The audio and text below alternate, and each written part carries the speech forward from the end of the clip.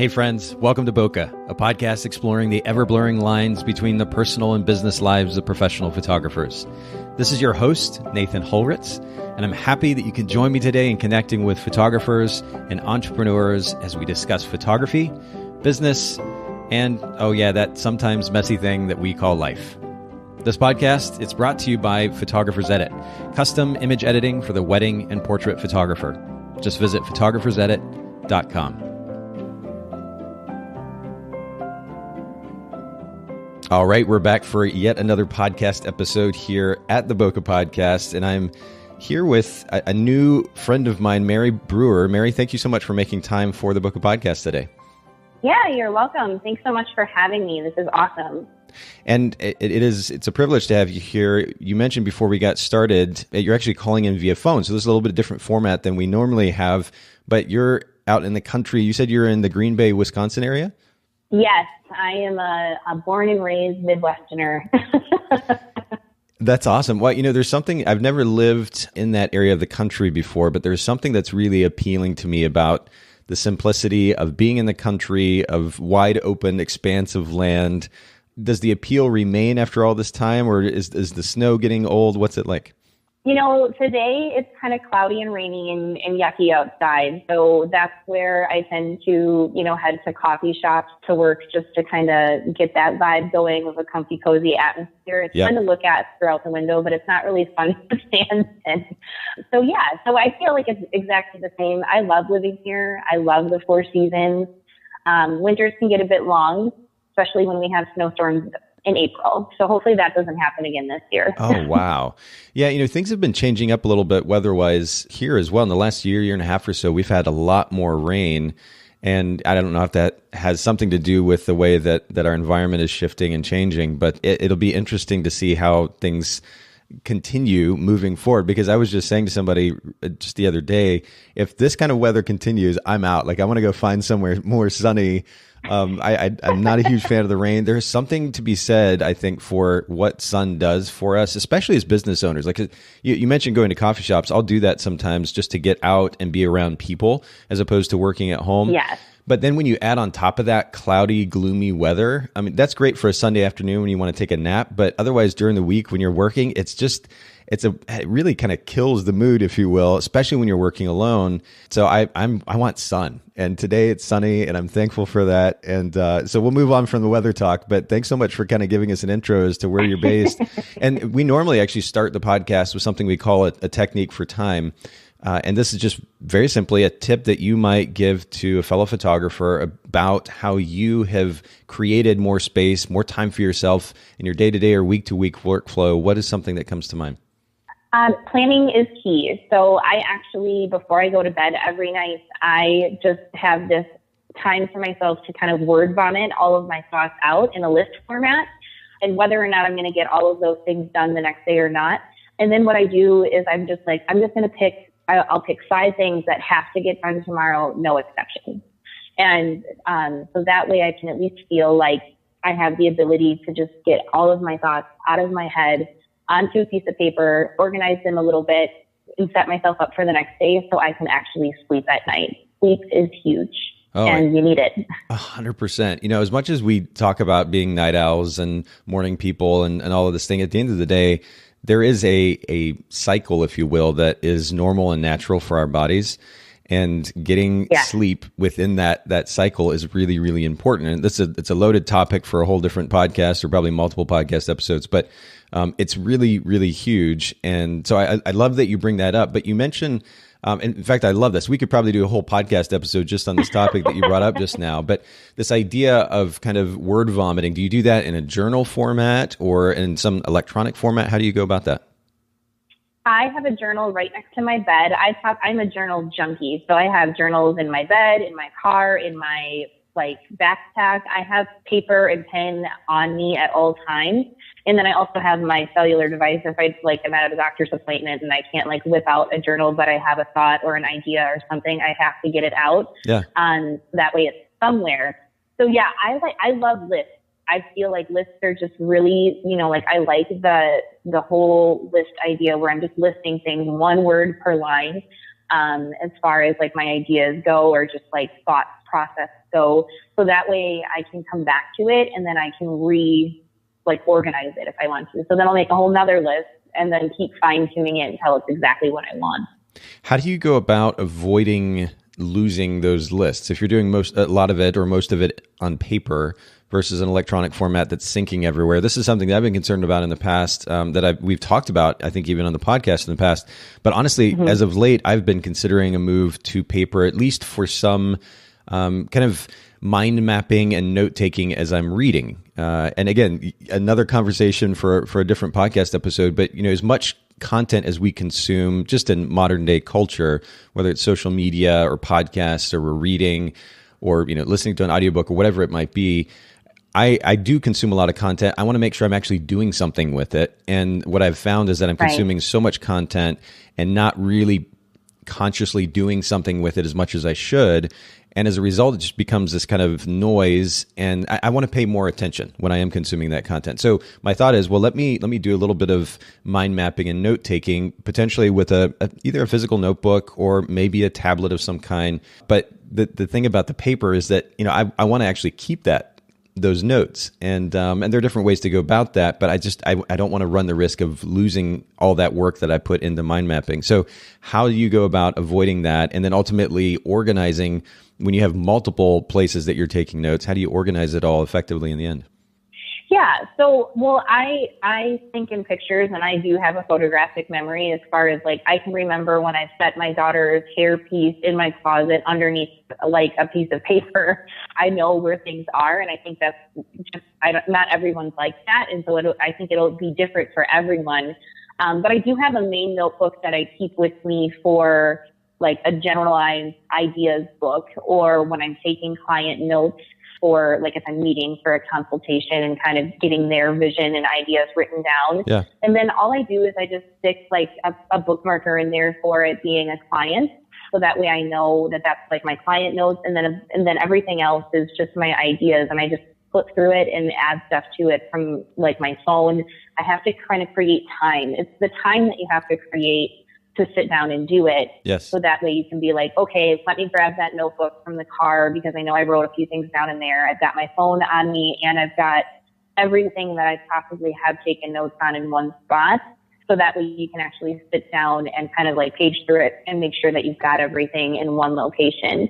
It's just that when you're busy throughout the week, it's kind of hard to, when you're somewhere and you have an idea, it's super hard to be well, I can't take this note because that notebook's at home underneath my dresser. Right. You want to be able to get it out. So writing it down on your phone.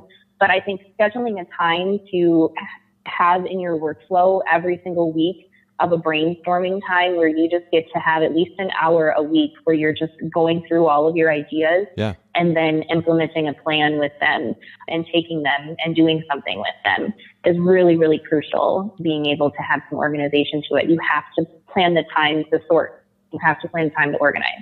It's so true. And we have to be proactive about that. I think a lot of photographers would probably be well, my week it's just crazy. It's busy. The idea of sitting down for an hour or two and planning, I don't have time for that. But the reality is we have time, first of all, for what we make time for. And that's just a simple, logical reality that we have to acknowledge, especially as business owners. But there is something so incredibly soothing and therapeutic about actually sitting down, and ideally in a quiet place where you can just sit and let it all flow out. And this is a principle that I think I've mentioned on the podcast at least once before, but David Allen in his book, Getting Things Done, he talks about this very idea about having a place where you can just unload mentally. Because the problem, of course, or at least one of the problems with keeping everything internally and not having a place that you can unload all those thoughts, those ideas, those tasks and projects is that you go to bed at night and it's all jumbled around in your head and it can potentially keep you from sleeping. You might lose track of something that's really important. And so having a place that you can regularly, consistently, systematically unload to and then manage all of those things that are on your mind, the things that need to get done. It's really important. I love that you started us off with this, and I think it's a great recommendation. We may have to do a whole separate podcast episode on this sometime because I can totally nerd out about it. But this is a great way to start off, and I really appreciate you making that recommendation and sharing that experience with our listeners. when you do have that opportunity, then when you have the free time, I guess I should say, that you've created as a result of this planning. Planning really is important. What it enables and encourages is structure, which then encourages or freedom and flexibility. What do you like to do with that free time that you get? So I have many talents. So one of the things that I like to do is I actually like to write poetry or songs. I'm a songwriter, and I like to spend time like singing and playing my guitar when I'm unplugged. This Christmas, I did something kind of crazy, and I left my phone at home, turned off, and I was with my entire family. So, it wasn't like I was worried about any emergencies happening, and people that needed to know how to get a hold of me had that ability too. Yep. And I completely unplugged 100% from technology for 3 entire days. And I was kind of anxious at first. It was really hard for me to be able to not have that, I got to check my email, or I got to check my phone, or I've got to send a text, or I've got to respond or something. So it really just allowed me to slow down, and I was able to notice things that I wouldn't necessarily notice. I watched the snow literally falling in these big, huge flakes from the sky and onto the lake. And I was able to smell the firewood and just really kind of get all these details in. And honestly, I also am a videographer, so I was just thinking of all these movie storylines in my head, and it just gave me this freedom to just kind of float on these clouds of thoughts. And it was kind of euphoric in a way. And I was able to, spend that time engaging with my family and listening to my husband play the guitar and just basking in this, this just state of just complete relaxation of, just being free. And it was amazing. And I'm going to do it. I'm going to schedule that quarterly for myself.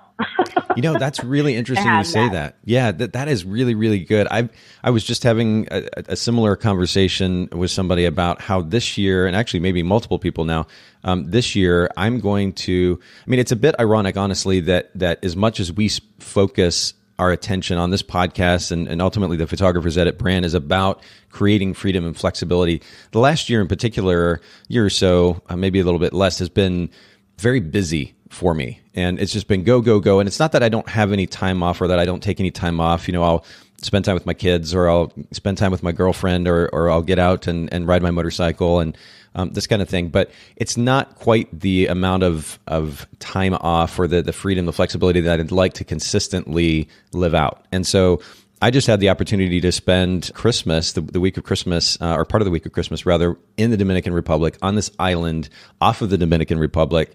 And it was a good reminder for me of the importance of not only getting away and disconnecting, but also the importance of doing that more consistently, just for the sake of, and I hesitate to use this phrase because I think it's overused and maybe misconstrued, but mental health, and more specifically, peace and clarity of mind and relaxation. You mentioned the anxiety that you felt when you set aside the technology, and much, if not all of that anxiety for all of us when we're disconnected from our phone or some means of connecting with somebody electronically is just, it's a habit, right? We form this habit, which is quickly jumping to our phone for the sake of, well, just for one reason or another, but it's a habit. We're so used to it. So when that goes away, that habit, it's disconcerting to us.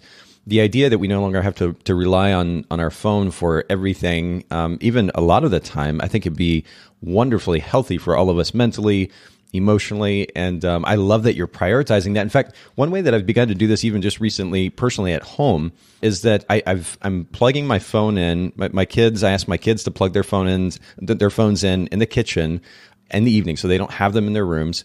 I'm doing the same thing with them now. And instead, I have this little Google Home Mini that I can talk to if I need to and ask to set an alarm. I'll ask it to set an alarm with a particular artist, music to wake me up in the morning. So I don't need my phone to wake me up. The phone's not nearby, so I'm not grabbing it automatically to scroll through before I go to bed, or doing the same thing right when I wake up. There's this tendency that we have, we sleep with our phones right next to our beds and we go to them first thing. And I think it's just, again, an unhealthy tendency. And that has actually, it's technology, but it's this very unintrusive technology that I can engage with if I need to, but it doesn't require me looking at a screen, and it can do pretty much anything that I need it to, if, again, setting an alarm or finding out what's on my calendar for the day, but I don't have to actually pick up the phone. And I really love this now because I don't require that visual interaction. And with this electronic device in my hand, I can think a little bit more freely. And I think it's good for us to develop those types of habits. I love the way that you're prioritizing that. And by the way, you and your husband playing guitar together sounds incredibly romantic too.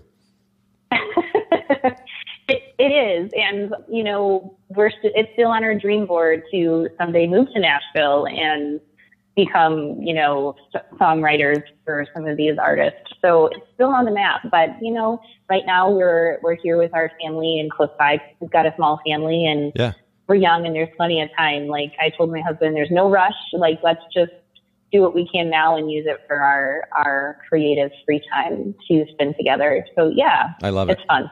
Good for you. Well, and maybe we've kind of touched on this idea already, but a question that I've been recently asking our guests is about how they've learned to be more centered, more present, more focused in their day-to-day lives. Is there a particular way that you do that? Is it journaling? Is it playing music, or is there something else?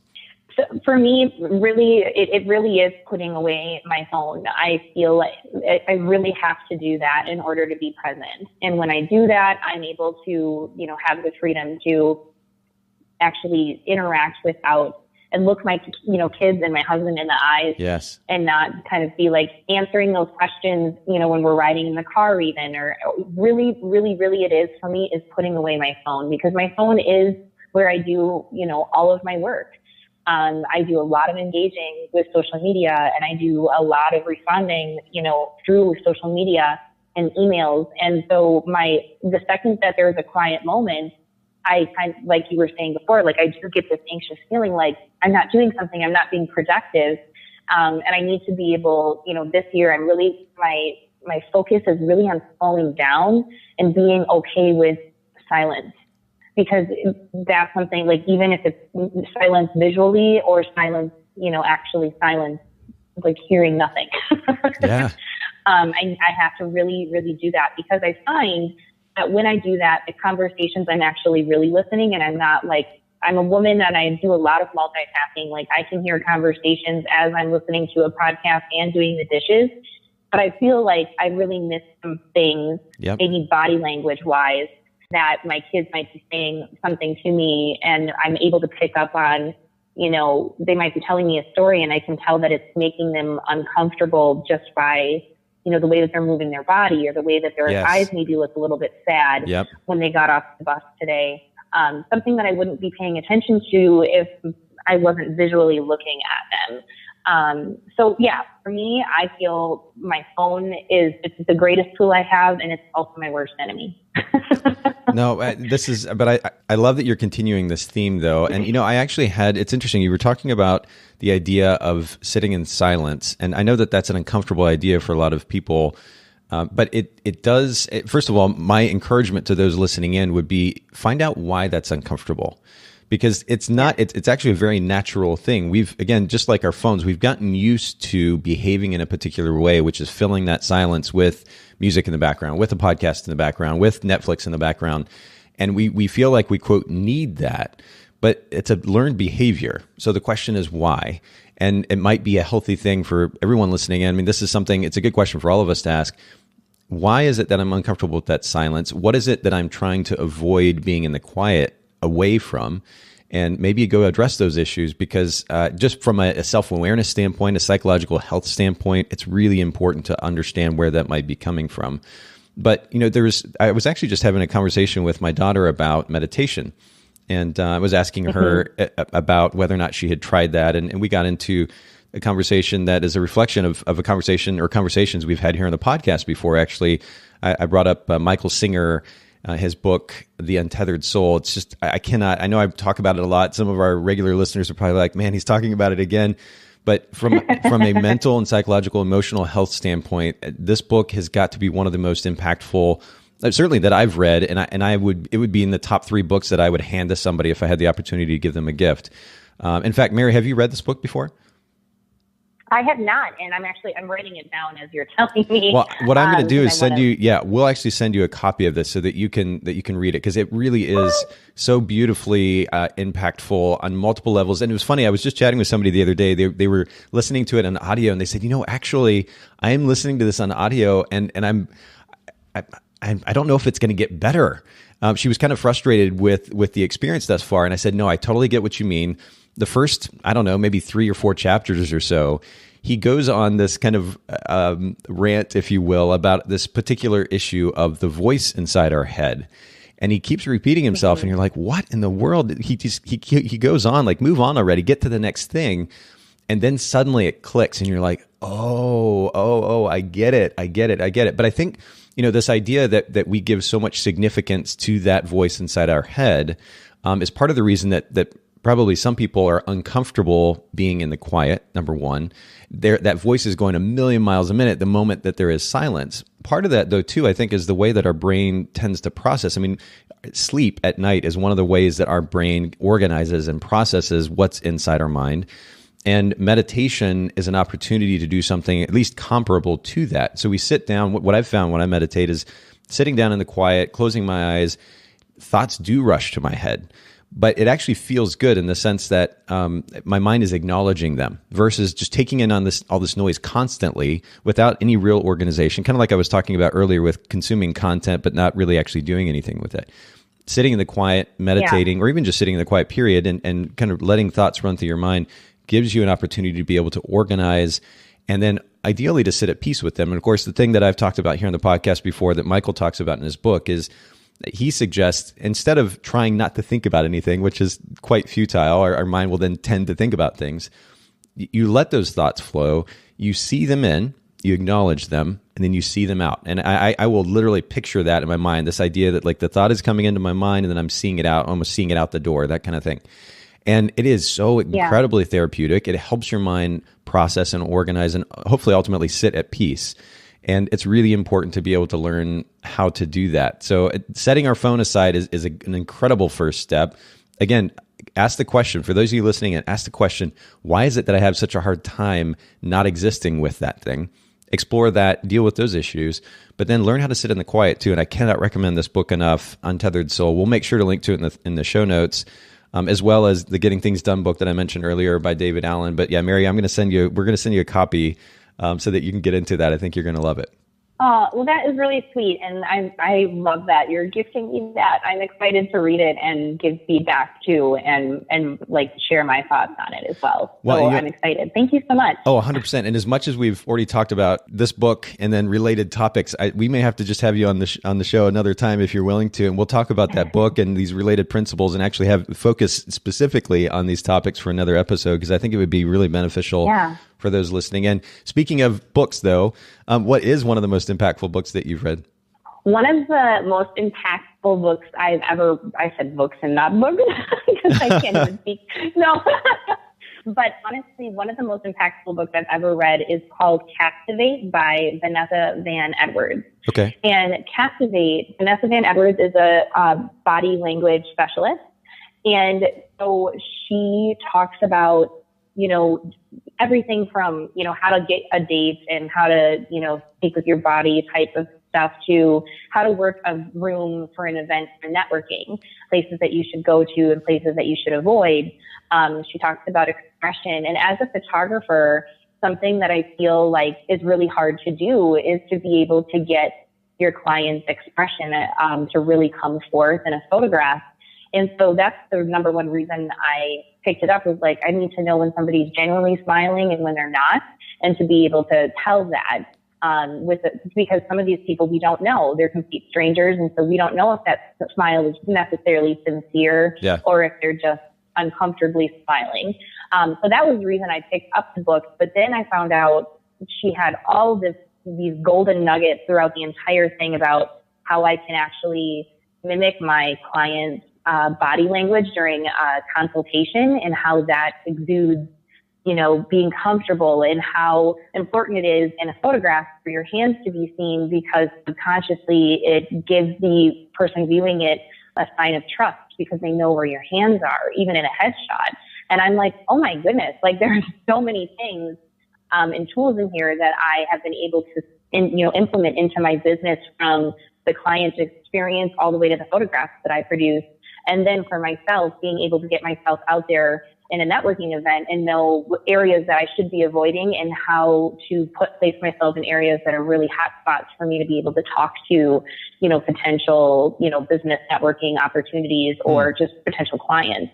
So that has been an incredible book, and she's got tons of cool videos on YouTube too, talking about all of these expressions and all these different, topics that she goes through in the book. And that's an incredible book to read or listen to. It sounds really, really good, actually. So Captivate, it's called, and we'll make sure to link to that in the show notes as well. By the way, for those of you listening in, I know that I've been saying this quite a bit lately, but if you go to Bokeh, Bokeh, podcast.com, Haley, who helps produce this podcast, she does just a wonderful job of putting together show notes from each episode. So enjoy the audio, but also check out the show notes because there are links, resources from each episode there at bokehpodcast.com. You can check it out. Of course, we link to various podcast players. You can even listen to a podcast within that site at bokehpodcast.com. So check that out for sure. We'll link to this book in the show notes. It sounds wonderful. The significance of empathy is that very significance is something that I've learned more and more about over the last, I'd say 5 years, 6 years or so. And it's something that I'm still working at too, because I think there's an interesting balance. Some of us tend to be so empathetic that we play into the other person to the extent that maybe our individuality gets lost in the process. I mean, this can happen in relationships. It can potentially happen, I guess, with acquaintances as well.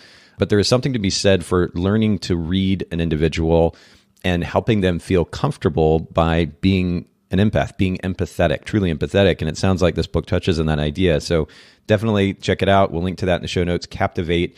Let's get to photography. And by the way, I've got your Instagram pulled up right now. For those of you listening in, Instagram.com/Mary Breuer. Mary, I'm pronouncing your last name correctly, yes? No. You're pronouncing it the way that it sounds. Oh, no. I'm so sorry. Okay. It's okay. It's really okay. It's really okay. I get it all the time. And if you want to be correct about it, it's Breuer, which rhymes with lawyer. So that's what I tell people to kind of put it like Breuer rhymes with lawyer. So Mary Breuer Photos is my Instagram handle. Okay, awesome. Well, and I alluded to this to you before we got started, but this is a raw opportunity for me to get to know you, and I'm doing just that. I'm learning how to pronounce your last name. I'm so sorry for messing that up at the beginning, but Breuer. Okay, so for those of you listening, Instagram.com/Mary Breuer Photos, and that's Mary, just like it sounds, and then BREUER Photos, and of course we'll link to that in the show notes as well. Make sure you check out Mary's Instagram feed. It's a really interesting one, Mary. And I was thinking before we even jumped on the call, as I was scrolling through, it's first of all, it's studio photography and beautiful, kind of iconic studio photography at that. And it's not something that we see as much anymore. Most people are so-called lifestyle or natural light photographers. And so this actually stands out in contrast to that type of photography, which is refreshing. How did you even pick this genre? And I know I'm kind of jumping ahead, but let's go ahead and talk about brand position, because you say in your Instagram profile, you're a woman's photographer. And I'm just seeing through your photography that you're a studio photographer. So you photograph women in the studio, but how did you choose this brand position and where did you get your inspiration? Yeah, so I chose it, I started off, and I feel like I need to kind of give it a bit of a backstory to kind of tell how I got to this point. So I started much like a lot of other photographers, especially women photographers, which is I want to take nice pictures of my family and my kids without having to drop tons and tons of money into photographers. And I laugh about that now because it doesn't matter. I've dropped thousands of dollars into other photographers to take pictures of my family. That's awesome. So it's just so funny that I say that. But that's how it all kind of began about 5 to 6 years ago. I just begged and pleaded for my husband to buy me a DSLR camera. I didn't care the make, the model, or anything. I just wanted to learn how to use it to be able to take photos of my kids. And then once I got it, I became obsessed. Fascinated to the point where I was getting frustrated with not being able to looking at other photographers' work and not being able to produce the same outcome. And that frustration is really what led me to, diving into YouTube videos of how do I operate my camera on manual mode, or how do I make my images look this way, or how do I get the images to have a blurry background and the subject stands out. And so I just really dove in hardcore and just started asking people to let me take their pictures so I could practice. And then I'm a person that jumps off the cliff and builds a parachute on the way down. Yes. So I was like, yeah, I'll just make it a business, and this will be so easy. And I found out, and it took me a few years of a lot of failing, wasting a lot of money and a lot of time. And it brought me to a place 2 years ago where I was sitting in my closet, touching my knees, rocking back and forth in a panic anxiety attack, because I was at a crossroads. And I was really on the verge of selling everything. I was going to sell all my equipment that I had. Didn't have a studio at this point. I was doing everything, on site or on location, and I was not making any money. I was so unhappy with my job at the hospital. I was a respiratory therapist for 10 years and ran life support in the neonatal intensive care unit. Wow. And the long hours and the staying up all night long and not being able to have control over my schedule. I was just in this mixture of emotions in my closet and just weeping. And I was thinking to myself, why is this not working? I don't understand why it's not working. I am doing everything that, everybody else is doing. And then I sat there and I thought, you know what? I haven't actually put any money into having somebody teach me anything beyond what you can get for free from everywhere. You can get a lot of free information, but it's only like bits and pieces. I wanted somebody to tell me, like, from start to finish, how in the world do I do this and actually like profit from it, and make money. So I started to just kind of play with that idea. And then I made that decision before I left my closet that before I sold everything, I was going to give it one last try and hire somebody to mentor me. And I was going to figure it out. And if it still didn't work after that, then I would sell everything and just stick to my respiratory therapy job and just leave it be. Wow. So that's what I did. So I started researching, and the person that I found was Sue Bryce. And I found her 2 years ago, and everything that she said clicked. Her skill level, her brand.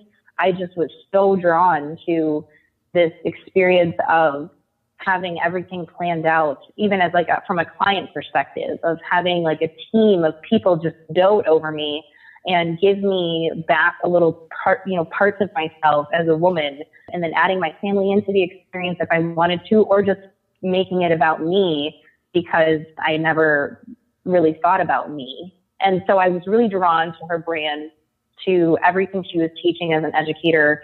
And I just literally I kind of went into the deep state and I found a studio, started my husband thought I was nuts. He told my whole family. Yeah. My whole family was like, "You're insane. No one will ever pay you that. No one. No one will ever pay you that. We live in Green Bay, Wisconsin, not New York. No one will ever pay you that." And I was like, maybe you're right, but maybe you're wrong. So I have to try it and fail in order to figure it out. So I kind of went against the grain, against my family, against my own husband. And when he told me, I don't think this is a good idea. And it was really, really hard because I was so alone. Wow. I was so alone. Yeah. So alone. And it was terrifying, but I found a way. I found a makeup artist that was willing to help me build my portfolio, because I knew at the time, and if I wanted to be able to charge the rates that I do, that I did need to get better at my craft. I had to get better. I had to get better at directing people. I had to learn body types like the back of my hand for women to be able to really prove to them that I could flatter them and make them look incredible in front of my camera. I'm a curvier woman myself and more full figure, plus size, 16, 18. And it's really hard for women who are in that category of, plus size. That's a nice way to say it, or curvy. But we have a really hard time being in front of the camera when nobody's telling us, what to do exactly, to push our chins forward, to not make our arms look too fat, and all of these things that kind of come into play, but nobody really talks about it. They're just like, "Oh no, not me. I'm not photogenic." And really what they're thinking is, "I'm afraid you're going to make me look fat," is what they're thinking in their head. And so I was able to kind of really kind of hone in on those things. And like, how do I reassure women that that's not going to happen? And I need to prove it. So that's exactly what I just did. I just went for it, hired a makeup artist. She actually wasn't a makeup artist at the time. And I like to tell the story now, because before I would tell her, don't tell people where you came from, because I was kind of like, thought like her credentials weren't, the standard of luxury that I was perhaps like looking for. But now I like to be transparent about it, because I feel like I kind of got over that whole thing. And I think it's really fascinating. My mom is in assisted living, and she was a woman who worked there with my mom as a CNA and took care of my mother. And every time I would go to pick my mom up, Angela, my makeup artist, would have her hair done and her makeup done, and she'd be dressed really nice. And wow. She just had this compassion about her. And I was like, that's who I want to take care of my clients. And I said, how would you feel? And I told her this crazy idea, when everybody was going against me. And I said, how would you feel? I can't pay you because I have no money, but I can help you build a portfolio. And like, you could become a professional hair and makeup artist, and like, just kind of just jump on this train and see where it goes. And I was like, but you have to know that I can't promise anything, but what I can promise you is that we're going to try, and we're going to try really hard. And I'm not going to like quit until I know that I've given it 110%. And she was like, okay, I'll do it. Wow. So for the first 3 months, we just took in clients for free. And I said, you get this many images. If you want to buy more, you can. You don't have to. I'm just looking to build my portfolio and have some practice. And so that's what we did. And I ended up making a few sales from that, which felt really good and kind of gave me the boost of encouragement. I had some people take their complimentary images and leave. And that was fine too, because I was really working a lot on myself about serving versus trying to get something out of it. If they don't spend money with you, is it really a loss? No, because now you have something for your portfolio, and you've got the experience and the practice underneath your belt.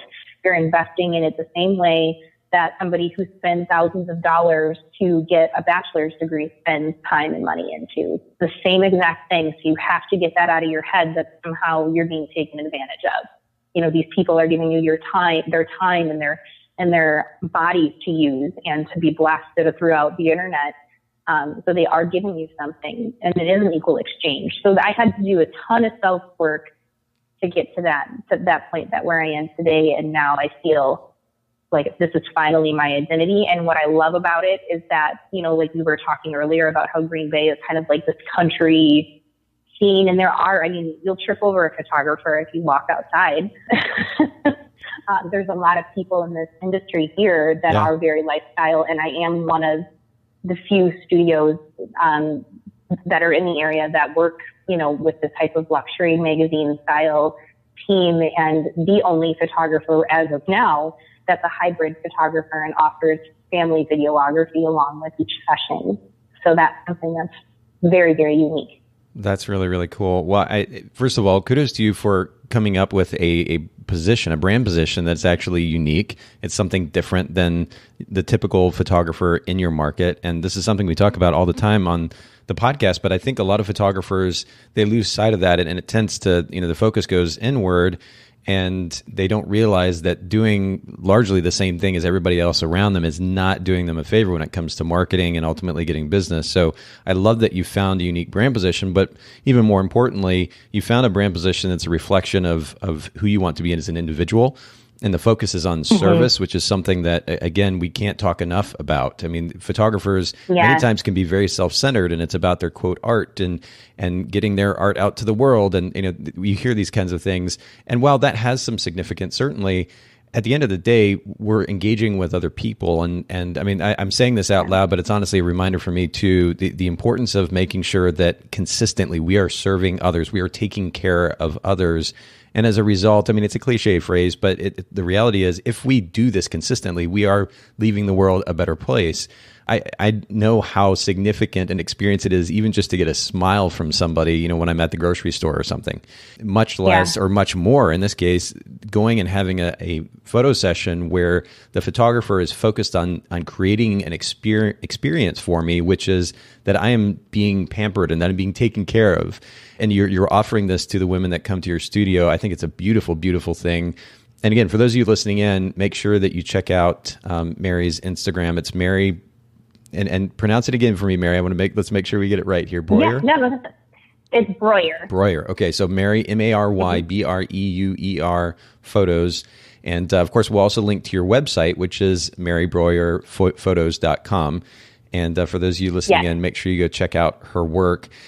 Speaking of something maybe a little bit less, I guess just as serious, really, talk to us about a piece of advice. Like literally, if you had 15 seconds to give advice, like you're in the elevator and you see a fellow photographer and somebody said you must give them advice in the next 15 seconds, what would be that piece of advice? Maybe something that you've learned from your photography career so far, maybe just from life. What would that piece of advice be? That piece of advice would be to find a mentor. Find somebody that you're inspired by, and don't be afraid to reach out to them and say, hey, I'm inspired by you, and I would love if we could just grab a cup of coffee and just talk. And don't be afraid to, because I feel like, and I know this is past the 15 seconds, but that would be what I would say to them in the elevator. And I'm going to just tell you why I would say that. And that's because I wish somebody would have just told me that. I wish, there were so many times, I felt kind of like, things were kind of cliquey. I moved from Madison to Green Bay in this time frame. I forgot to mention that earlier in the story, but I was trying to, get to the point, for people. But I started my photography business in Madison, moved to Green Bay, which was a culture shock in itself, even though it's in the same state. It's very, very different up here than it is in Madison. And I was really struggling with, making new friends, having to make new clients and everything together. And it would have been really nice to have the ability to meet another photographer and have them, reach out and say, hey, I'd love to, get to know you a little bit more. So maybe if you're a new photographer, not being afraid to ask somebody that is inspiring to you in your area that you could actually physically meet with, or somebody that's across the country because you scared to meet with somebody in person, then maybe find somebody across the country that you could, schedule a phone call with and just say, can I pick your brain? Can you just I'm new at this and I would really just love your insight. People love to talk and give their insight and their story. So I feel like that's a great first step. And if you're a seasoned photographer and somebody reaches out to you, give them that time of day. Give them that time of day to just feel like this is a couple of things that you can do to get it started. And serve them in that way so they don't feel isolated and alone. Yeah, there's something to be said for kind of doing what you were describing earlier, Mary, which is, jumping and building your wings on the way down. I love the excitement of that experience, but at the same time, there have been thousands and thousands of photographers that have gone before us that have the experience, that can share what they've learned and help us along the way. And so being able to engage with somebody like that, fortunately, our industry has shifted in the last, whatever it is now, 15 years or so, 10 to 15 years, in the direction of being more open and sharing and helpful. And there's a wonderful, wonderful community of photographers out there who would do just that for you. So I think finding a mentor is great advice.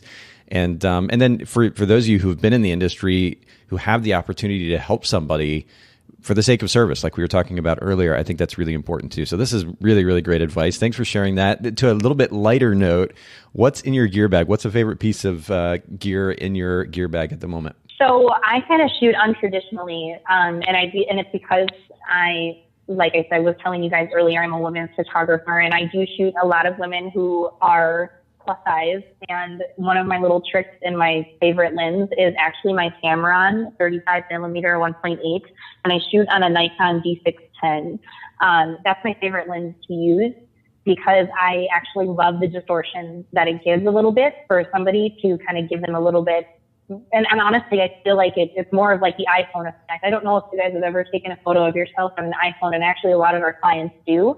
And then when you shoot them on, like, let's say a 50 millimeter or an 85, and unless you're shooting from above or you have an angle, it actually expands people more who are larger. And so then they actually feel more insecure when they look at the back of your camera. So I love shooting on my 35 portraiture for anybody who's, basically if they're my size or if they're bigger than my size, then I actually like to shoot them on a 35. And that's just a little trick that I tell other photographers too when they have a career person coming into the studio or coming in for life size. I'm like, hey, shoot them on a 35, so that way they have that little slimming effect for the camera. And all of the ladies love it. They were like, your lens is so magical. And I'm like, oh, thank you very much. It's actually me, but the lens does help.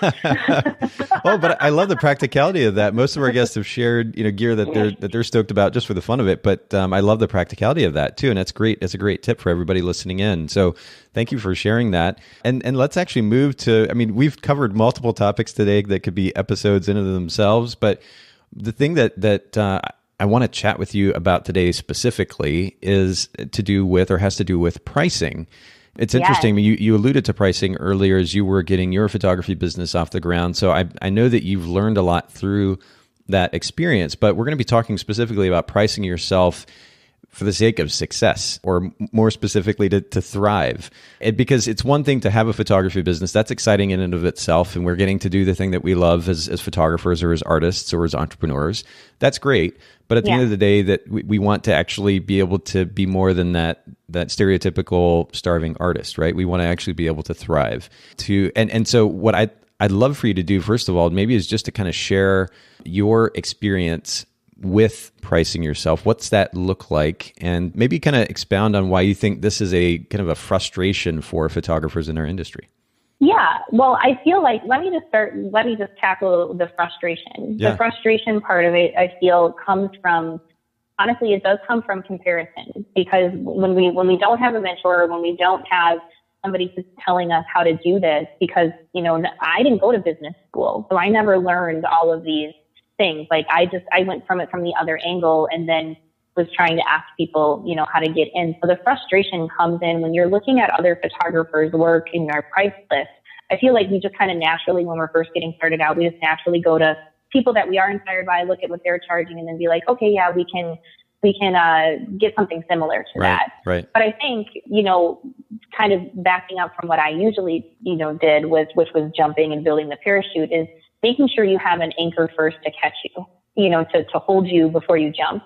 And that is taking that time out to really think about how much time and effort you're going to be putting in, moving a client from the start of your workflow all the way until you deliver tangibles, if you do, or whether that's digital or whether that's something printed or both.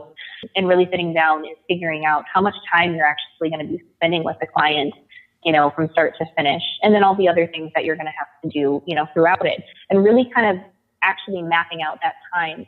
That'll help save you some frustration, because if you're just going to slap a price without thinking about it, you're going to end up just in this vicious cycle of being ungrateful when somebody does pay you what you actually asked for, but then you're turning around and looking at your bank account and it's not enough. And that was just enough to pay rent, and that wasn't enough to actually buy groceries for your house. So my frustration started, there. And then when I did get a mentor, I was able to see that. She was able to tell me, you really need to think about these things and stop comparing yourself to what other people are charging, because these are the industry standards. And she was able to tell me, these are the industry standards. So your pricing should not be anything less, based on this niche of photography that I do, your pricing should not be anything less than this, because you're never going to be able to make it if you're pricing yourself that way. So having information is huge. And, pay for that information and get that information so you're not frustrated. Because once I had that piece, that missing puzzle piece, it all made sense to me as how this photographer was able to charge $800 for an album, or this photographer was able to charge $3,000 for this. It all made sense, because then I kind of knew, oh, well, they're obviously doing a lot of stuff in between. It's not that people are just handing them $3,000. There's a lot of things that happen between the time that they book and the time that they deliver, where they are coming up with that price. So save yourself the frustration for sure, and get somebody to sit down with you and kind of talk to you about these things. And another photographer is a great person to start with, because somebody, looking at their price structure and everything online, if they show it to you, or just having the ability to be like, hey, how did you come up with your pricing? what goes into this if you're just getting started. Otherwise, if you're already started, start looking at your workflows and thinking about how much time you're actually investing into it. Yeah, no, this is good. I mean, it's perspective, right? And perspective, you can get so much perspective from actual information versus simply just kind of randomly throwing some numbers down because you heard that so-and-so down the street is charging this amount. And that's kind of a haphazard way to go about it. I mean, I say this having done something similar myself when I got started. And I know that the first wedding that I ever photographed, I shot for, I think it was $350. And it was $250 just to get the film process from that wedding because I started in the film days. And naturally, I lost money on it. But I guess when you're starting a business, if you don't have the appropriate information and you don't really have, we talk a lot about this idea of kind of a bigger picture view that's driving, first of all, why you're starting a business in the first place, and then the business model that you're starting. And then you mentioned something else interesting. I mean, the business model drives or can drive how much money you're making, but then considering how much time you want to spend making that money, there are very practical elements to consider when it comes to creating a pricing structure. And certainly information is important, being aware of what the market's charging, but ultimately understanding what it is that you need to make and want to make is an important element as well. But you can't just randomly decide that either. You have to have a structure around which to make those decisions. We've talked about that on the podcast before.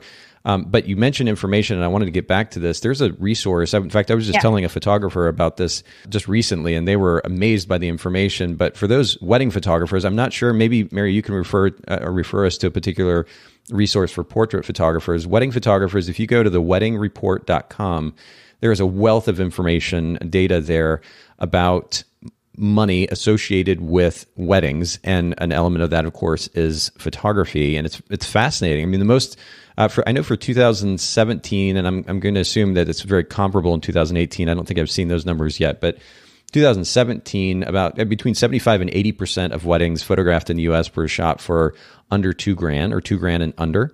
The next 15 to 20% or so for about $2,000 to $4,000, and then above that, you're talking about the top 5 to 10%. And so you have all these photographers claiming for that 15, 20, maybe 30% or 25% of the weddings that are out there. There's this massive market on the low end side. And there's a lot of conversation around going after the so-called high-end bride, while the majority of the existing business out there is actually on the low end side. And that, while it's not sexy, it's not appealing, that's just simple reality driven by data. And it's that kind of data that we should be making intelligent decisions on or based on when we go to develop a business model. There is everything to be said for what we want, what we're looking for, what our personal life mission and goals and values are. Those things should drive both the business model and then ultimately how we price ourselves as well. But data is so important. We're business owners, and we need to make sure that we put a priority there. So I'm glad that you brought that up. But let's just get down to nitty gritty. Let's talk about the practical ideas that photographers should consider when they establish their pricing for the business that will enable them to not only just kind of scrape by, but actually do well, make a living and a comfortable one at that. Yeah. Well, Nate, I would love to share my little formula that I tell all photographers when they're first getting started. And actually, it could apply to any business, honestly. But you actually have to sit down, and if it's all right with you if I jump into those 3 points, because I feel like this is a great segue into it. Okay. The very first thing you need to figure out is what do you actually need to survive? And I'm talking about not just for your business, but for your home. Like, for me, I was able to do a little bit less because I do have a second person contributing to my income at the house, at my home. Sure. So when I was first getting started, I took into consideration of, how much was I bringing in at my other job, and was it enough? And listed all of my expenses for my house and all of my expenses for my business just to make sure that I would be able to make ends meet and feed myself. That is included with it. Make sure everything you need to survive and live. And then the next thing is really kind of taking that number. So maybe I'm just going to say $1,000. Let's say, and that's really low, but I just use it for the sake of getting the point across. Yeah. The next step is to actually price yourself accordingly. So taking that, let's say maybe it's $1,000 that you need to replace and bring in. Take that and times it by 70%. So that would be $700. That should be where my packaging should start.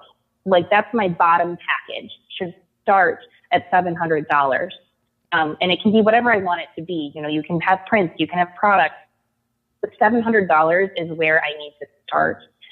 Because that means that I would have to be able to, you know, and then figuring out how much, if I have $1,000, you know, considering taxes, considering business expenses, and to make it really easy, you can just divide that number by 3, you know, like a third of it goes to you if you're just getting started. There's a lot more that goes into this, but I'm just saying to give you some just basic, really quick, you know, starting information, divide that number, that 700 divided by 3 would be $233, right?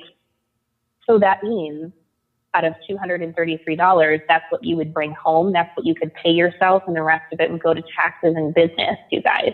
Like, this is huge. That was huge for me to realize that if I charge $700, I can't just take $700 home. Like, it didn't make any sense. You know, so then when you really think about it, you're like, oh, geez, you know, I would have to sell then 3 packages at my bottom level a month in order to make $1,000. So but that's huge information, because that means maybe you don't have to focus on booking quantity. Like, you don't have to have 10 sessions and run around like a chicken with your head cut off.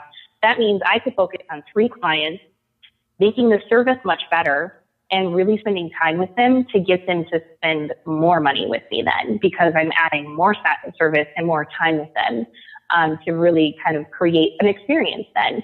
And then I'm not running around and having to take care of multiple clients a month, and I can focus on, let's say, those 3 clients that month, and focus on how can I add more service and value to my package. Like, maybe initially this was a boudoir client, a mom who was like, I want to do something special for my husband.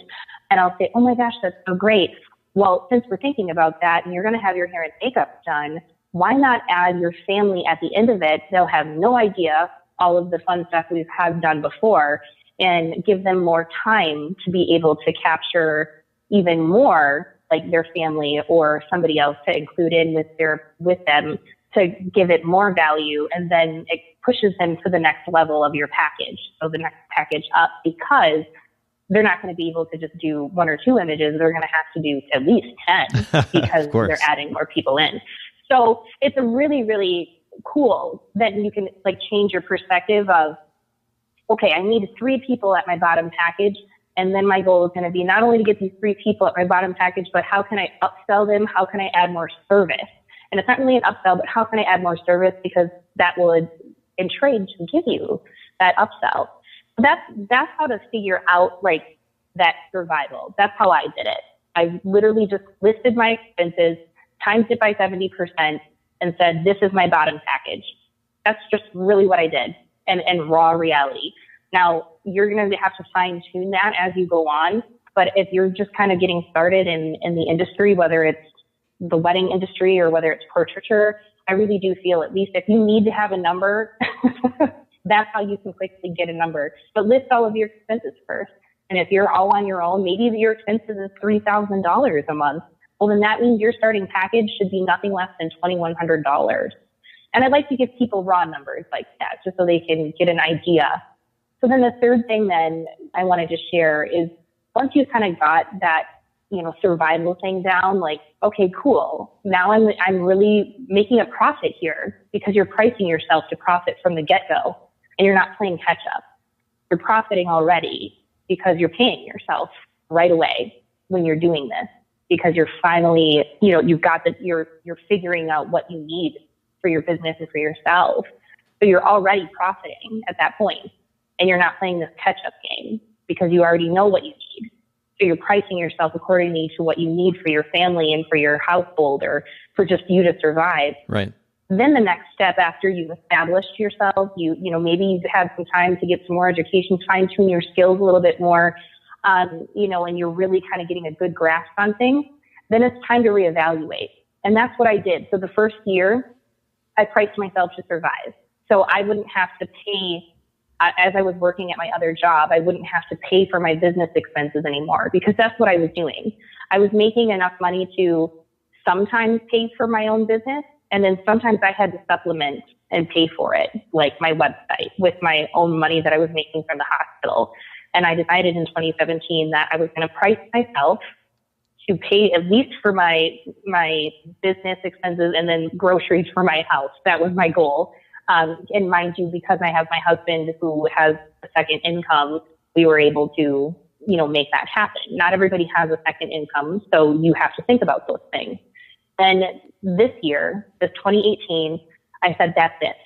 Now is the time that I get everything that everybody else gets at any other job. I get vacations, I get a retirement, and I get to save money for a house and things that I want to buy. I deserve all of that. I'm my number one employee, and I deserve to pay myself accordingly. So what I did is I figured out what all my expenses were again, and then I said, what vacation do I want to take? How much do I want to put for my retirement? And sat down with like a financial advisor to figure, those numbers out.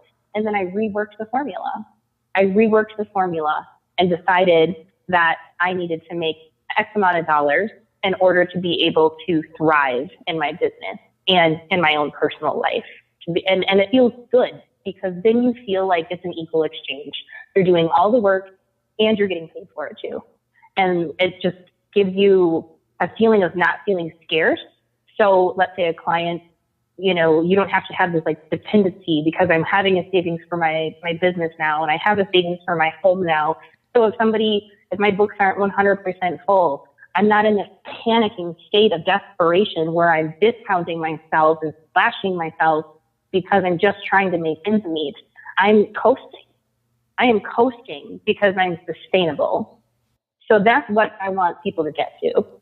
Yeah, coasting. The other thing I'm thinking about when you say coasting, because you've created a sustainable business, is you've put those systems in place. We talk about this quite a bit on the podcast, but implementing systems or structure that enable you to.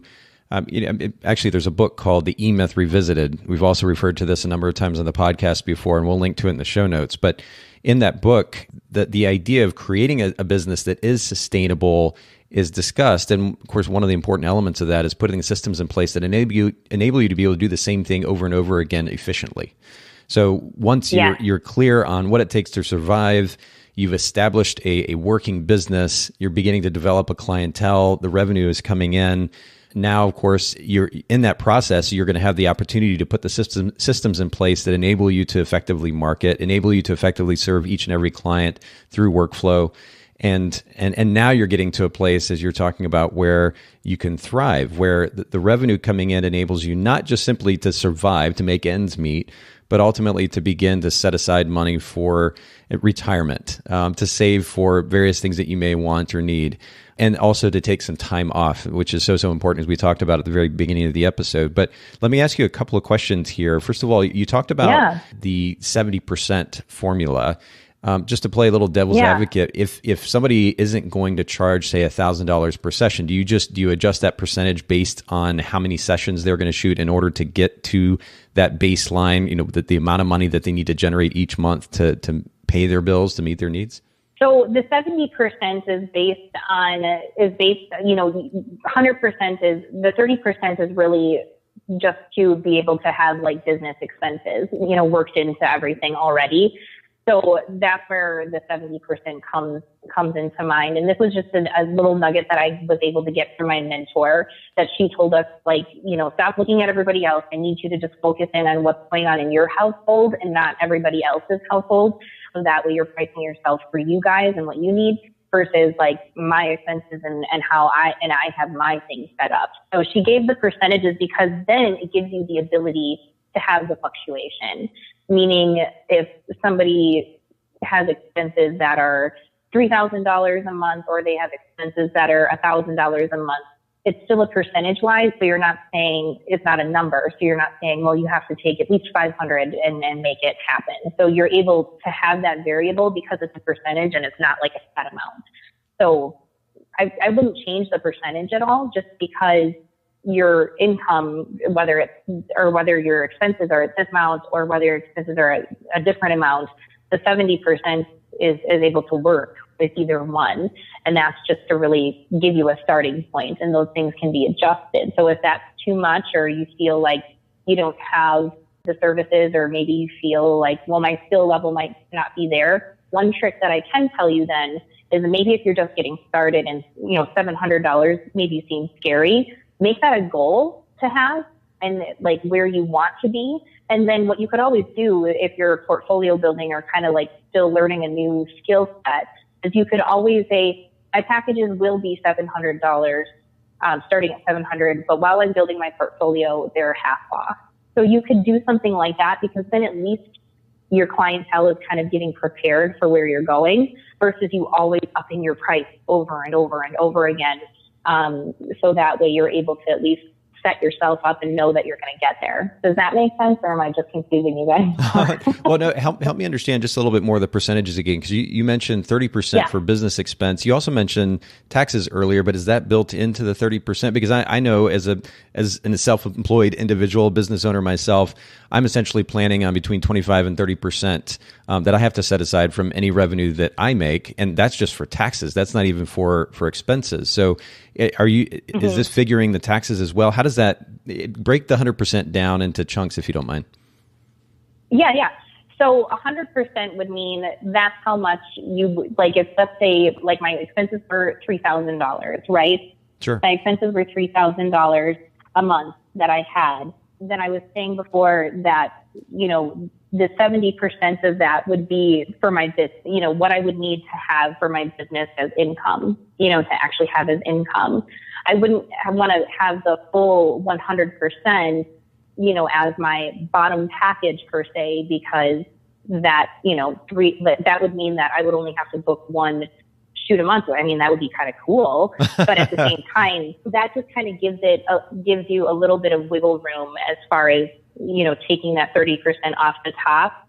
It just gives you a little bit of wiggle room to have like for yourself. You can always go up in that. Like if you want to start with $3,000 being that, for me, it was scary to start at, $1,000, and $1,000 had to be my minimum package. I was very scared by that number. So I just took that and made it 70%. Because that was something my mentor said. She was like, if 100% of that is too scary, then do 70. So that way you can at least just get, you're profiting something, versus just having random numbers. So really the percentages don't matter as much, because you're still going to be breaking down your income after that. So whether it's 100% or 70, pick which one you're going to be more comfortable with. So if you're comfortable with your bottom package starting at $3,000, then do that. But if you're not comfortable with that, like I wasn't comfortable with that, so I wanted it to be 70% of it is what I wanted to make. So that way I knew that I would be profiting. Does that make sense, or am I just making it even harder? Numbers are hard, and that's where I feel like people get confused, and I try not to make it too confusing, and that's why I just say just 70% and go with it, and that way you can at least start somewhere versus getting too tied up in all of the technicalities of it. Because I'm not an accountant and I'm not a numbers person, for me it just gave me something to start with. So and 100%, yeah. Go ahead. Oh, I was just going to say, basically, that 70% is more a point of reference for establishing an initial price point than anything else. Is that right? Yes, correct. So that's just 70% is just a point of reference. I thank you for clarifying, because that it's not meaning anything else beyond just getting a point of reference of where you could start with a number. Sure. To start breaking that down. And you alluded to this earlier, but I think one of the bigger ideas that our listeners need to consider too is there is a lot more. When it's very easy, and I've been guilty of this in my past life, to look at the money that you have coming in and get really excited about it, and very easily forget about the reality, which is that there are expenses to cover, there are taxes to pay, and that's not your profit. That when that client pays you $500 or $300 or even $100, that's not the money that's going in the bank. It's only going to be a fraction of that, and we have to take that in consideration. I think the big idea here that all our listeners need to also consider too is that when you do establish let's just say a business model to begin with, a business model which then ultimately drives how much we're going to charge that client. that we shouldn't simply be considering what it takes to pay the bills. That is a good starting place, certainly. I mean, we need to be able to pay the bills, to pay the water bill, to pay the house payment or the rent payment, and to cover electricity and whatever other expenses may be associated with food and clothing, and maybe associated with our family, for ourselves, et cetera. But ultimately, we do want to create a sustainable business which enables us to thrive here. And that's ultimately what we're talking about. And in order to do that, we have to take into consideration that we do need to be putting money aside. We need to be saving for the long run. And that for the sake of mental and emotional health, we do need to be setting aside money for vacation, for time off. Just like you were saying, Mary, I mean, if you go to work for a company, in many cases, you're gonna have money put aside for your retirement for you, and they give you some time off. And we need to be planning accordingly as responsible business owners as well. And so when we look at those numbers, we need to break it down, not just for the sake of needs, but also for saving, also for time off. And again, I can't stress this enough, because I made this mistake as well. You need to make sure that you're setting aside money, not just for expenses, but for taxes as well.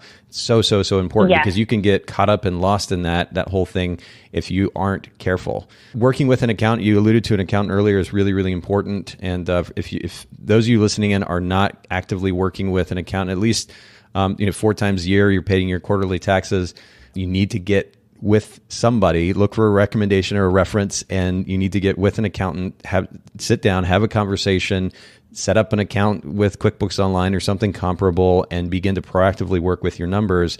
None of this stuff is exciting or sexy or fun per se. It is not. But it is not. It's, as going back to one of our earlier points, it's the knowledge, then the awareness about actual information that enables us to be a more effective business owner, to establish a business that ultimately, again, not only meets our needs, but enables us to thrive, to create the life that we want to. And maybe we can close with this idea of, we've talked so many times about the significance of a big picture view here on the podcast. It's an idea, a phrase that Julie Morgenstern in her book, Time Management from the Inside Out, that's where I initially saw it. But the idea with the big picture view ultimately is it gives us a structure around which to build not only our personal life, but our business model. We know what we're actually reaching for in our own life. So our business model should be a reflection of that. And one of the things that I've talked about in presentations in the past for photographers is that big picture view, part of what it's driven by not only is the amount of money that we want to make for the sake of bills, for the sake of saving and investing, and for the sake of being able to take vacations, but ultimately, this is the money that should enable us to live our best life. This idea that we have in mind, but unless we're clear about that, we're going to tend to flounder and kind of function haphazardly. So be clear not only about the money that we want to make for these purposes, but then, as you said also, Mary, the amount of time that we want to invest, and that should help drive the pricing that we establish to offer our services at. And I think we'll end with that. It's such a loaded conversation, pricing ourselves, but I appreciate you sharing your perspective today, and not only on this topic, but on multiple topics. Thanks for making time for the Bokeh Podcast. Will you share with our listeners where they can find you online just one more time? Yeah, so you can find me on Facebook, which is facebook.com/Mary Breuer Photos. That's where a lot of my interaction is. And then obviously on Instagram at Mary Breuer Photos. And then my website, which is marybreuerphotos.com. Perfect. Thank you so much, Mary. And thank you all for listening in. Have an absolutely wonderful day. Thanks so much for listening to the Bokeh Podcast today. Will you let us know what you think by leaving a review of the podcast in iTunes or maybe in the Apple Podcast app? And I'd love to hear from you personally with your thoughts about the podcast, maybe suggestions about future topics and guests for the show. My direct email is nathan@photographersedit.com. The Bokeh Podcast is brought to you by Photographers Edit, custom image editing for the wedding and portrait photographer. Just visit photographersedit.com.